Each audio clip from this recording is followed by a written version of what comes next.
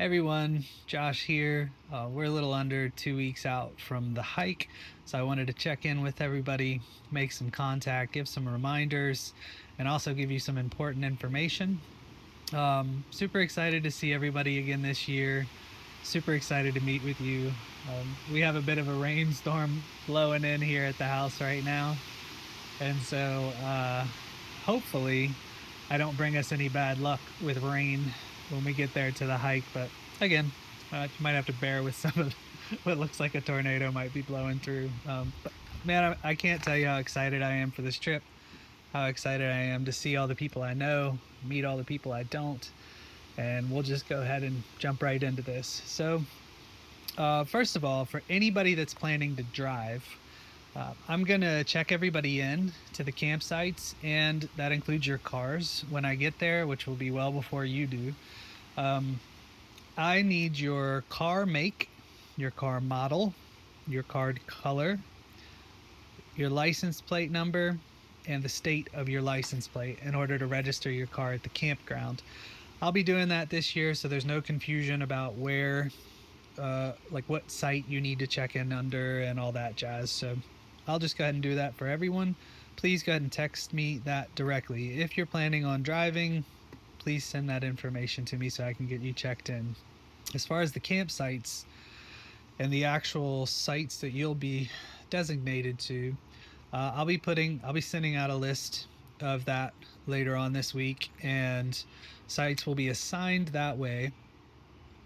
You'll also park at your site as well, ideally. Now, I'm not there at the campground. I can't see these sites, how big they are. I have a general idea of how big they are.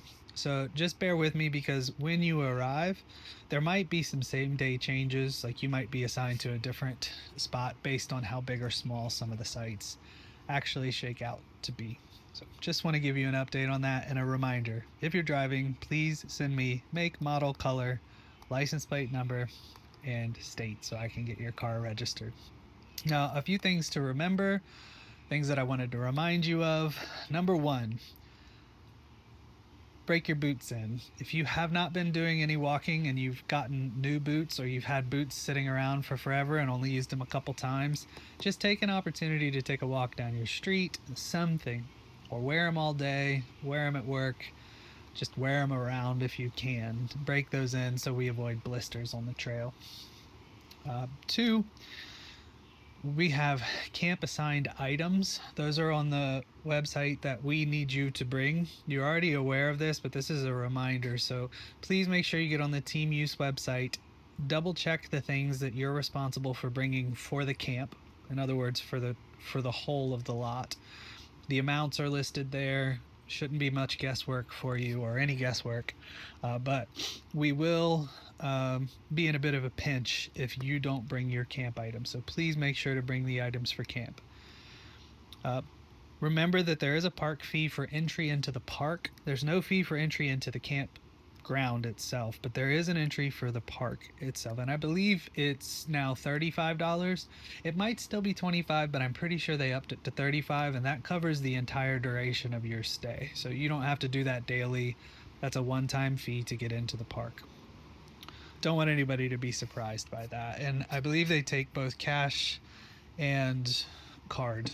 Um, the Another reminder, please check out the gear list.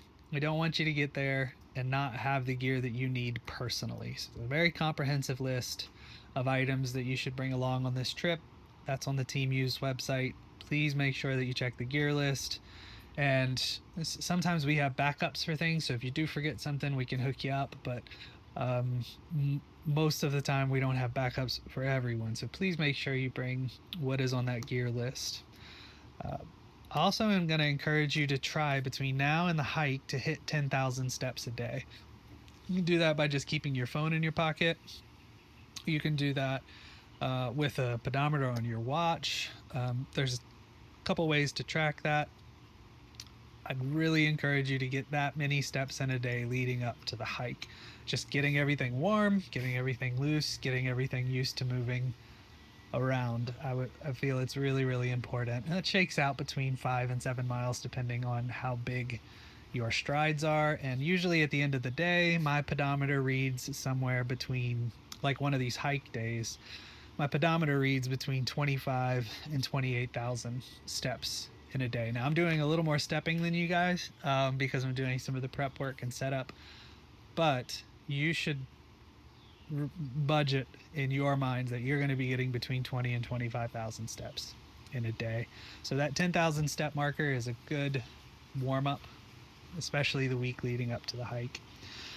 Last reminder for this, just really important. If you want showers, you got to make sure you bring quarters. I'm bringing $20 in quarters. That's enough to cover the all the nights that were there. Should be enough to cover all the nights that were there, unless they up the prices, which sometimes they do. But reminder, please bring quarters if you want showers.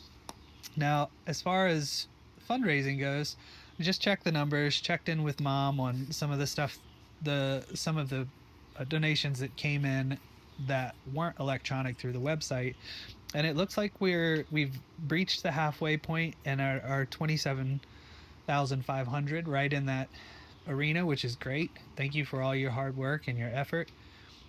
We'd love to see that number climb in the next week and a half, closer to our $50,000 goal.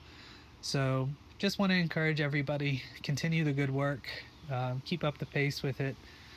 Don't be scared to do a final push. And yeah, and I wanted to encourage you just with a personal story, as far as, why I'm so actively involved in this hike, why it's something that I choose to do with my time, for the ministry. And growing up as a minister's kid, growing up around Teen Challenge, and watching my parents work through ministry and work through these ministries particularly, has been a really cool part of my life. And I've heard so many stories, I've seen so many stories of recovery and restoration and the beauty of God's hand on people's lives, that I feel that it's really important for me to take my time, my talents, whatever they may be, and put them towards raising funds for this amazing ministry. And on a more deeply personal note, growing up as a minister's kid, I've had good experiences with my parents and their ministry,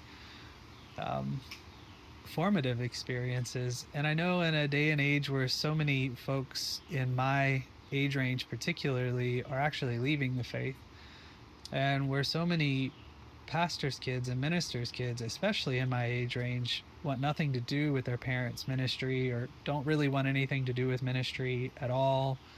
I have quite the opposite experience of that, and I think it's because of the type of work my parents were doing and still do, and also the caliber of work that they do. So I know, after years of watching my parents operate, that they're excellent stewards with the money for the ministry, and that these funds really do go towards saving lives. I mean, we could say changing lives, and that's true, but I mean, from my experience, it's saving lives. So I just want to encourage you, the money that you're raising right now is both saving and changing lives, and it's worth that final push.